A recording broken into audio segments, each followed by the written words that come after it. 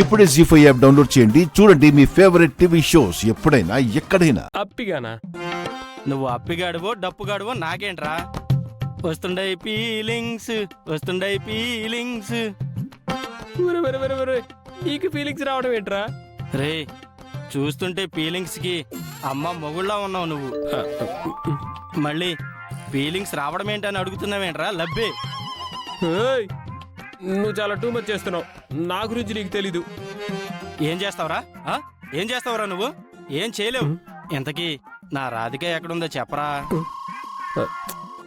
ఓ రాధిక రాధిక రాధిక, నా రాధిక రాధిక రాధిక.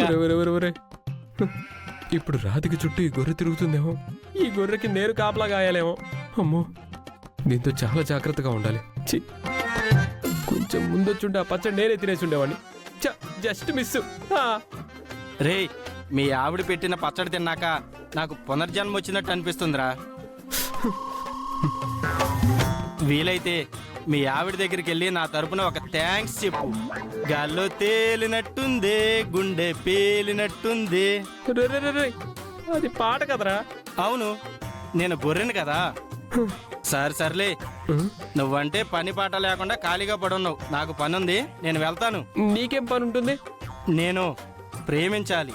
గాల్లో తేలినట్టుంది, గుండె పేలినట్టుంది.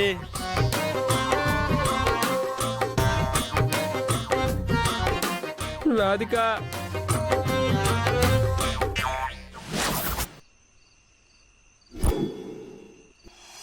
దీపు, అంతా నీ వల్లే.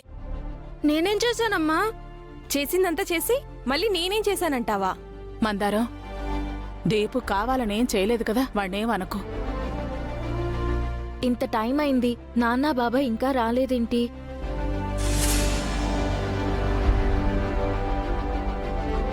సూర్యప్రతాప్ వస్తే ఎలాగోలా జీవనిచ్చిన పేపర్స్ మీద సంతకాలు చేయించుకునే వెళ్తాను. ఆలస్యం చేస్తే నేను దొరికిపోయే అవకాశం ఉంది. ఒరిజినల్ మాధవికి అయిన వాళ్ళెవరూ లేరు కాబట్టి ఆ మాధవి బయటపడే వరకు నేను దర్జాగా ఉండొచ్చు. వన్స్ అది బయటపడిందంటే నేను లోపలికెళ్లాల్సి వస్తుంది. జీవితాంతం ఊసలు లెక్క పెట్టాల్సి వస్తుంది. రే దీపక్, మనం కష్టంలో ఉంటే వీళ్ళు పండగ చేసుకోవడం అసలు ఆ దేవుడికి కూడా ఇష్టం లేదు. అందుకే ఆ దేవుడు మనకి సపోర్ట్ చేశాడు. మన మీదెత్తిన చెయ్యిని నీ ద్వారా విరిగిపోయేలా చేశాడు. ఆ పూలకుండి పడేదేదో చేతి మీద కాకుండా తల మీద పడుంటే పీడ విరగడైపోయేది మమ్మీ. అవును దీపక్. రాజు, నాన్న వాళ్ళు ఏ హాస్పిటల్లో ఉన్నారో ఒకసారి ఫోన్ చేసి కనుక్కో, మనమే వెళ్దాం. అలాగే అమ్మాయి గారు.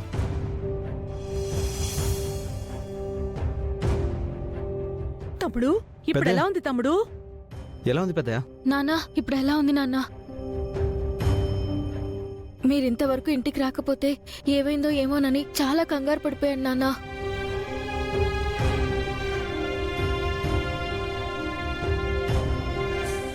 ఈ చిన్న దెబ్బకే అంత కంగారు పడిపోతే ఎలా రూపా? ముందుంది ముసళ్ళ పండగ.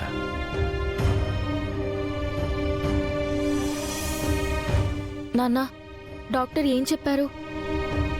నాకేం పర్వాలేదు, కంగారు పడాల్సిందేమీ లేదు. చిన్న ఫ్రాక్చర్ అయిందంతే. 2 రోజులు రెస్ట్ తీసుకుంటే సరిపోతుంది.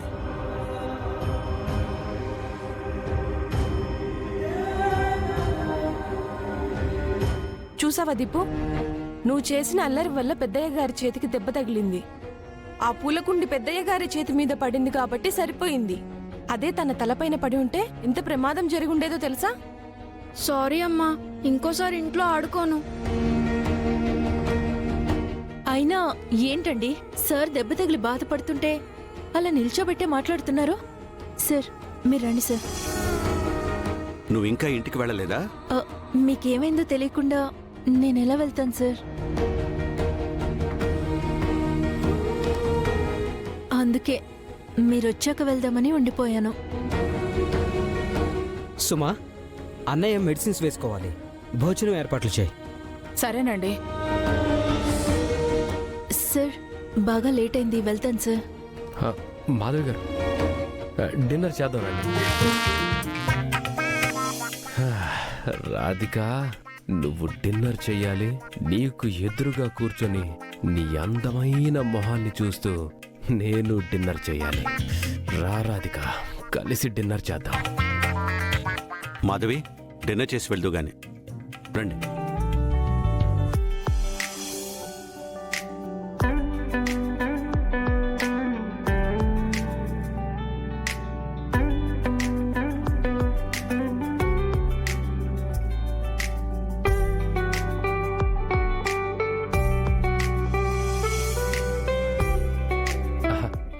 మాధవి గారు, కూర్చోండి.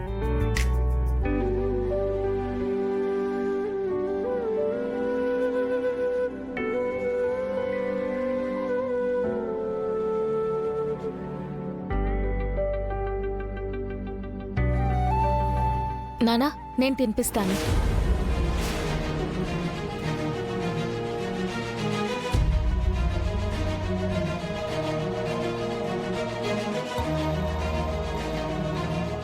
మీ అమ్మొచ్చి చెయ్యి విరగొట్టింది, నువ్వు నా తమ్ముడి మనసు విరగొడుతున్నావా?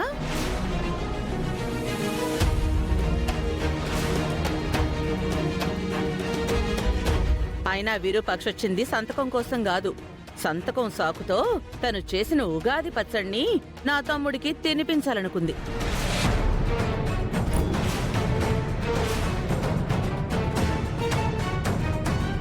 అమ్మవారి కళ్ళన్నీ దున్నపోతు మీద ఉండడంలో తప్పులేదు, కానీ దున్నపోతు కళ్ళు మాత్రం అమ్మవారి మీద ఉండకూడదు విజయాంబిక గారు.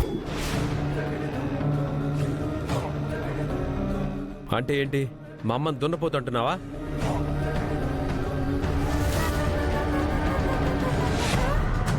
గుమ్మడికాయ దొంగ ఎవరంటే భుజాలు తడుముకున్నట్టు ఉంది మీ వాలకం చూస్తుంటే.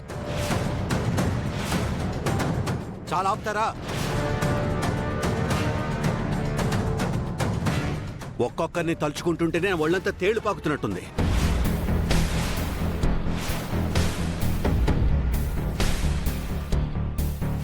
ప్లీజ్, ఇది మీరు గొడవపడే సమయం కాదు. అన్నయ్య పరిస్థితి కొంచెం కూడా ఆలోచించకుండా ఇలా గొడవ పడితే చూడ్డానికి చాలా అసహ్యంగా ఉంది. చూడండి బాబాయ్, అమ్మ వచ్చింది సంతకం కోసం అయితే వేరే కారణంతో వచ్చిందని అమ్మ మీద లేనిపోనివి చెప్తోంది.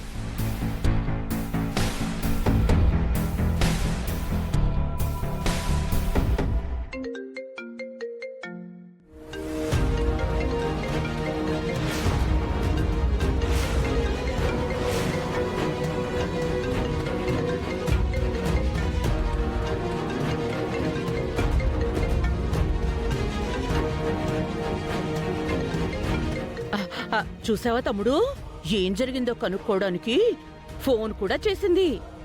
ఇదంతా రూపా, రాజు, విరూపాక్షులు కలిసాడిన నాటకం తమ్ముడు.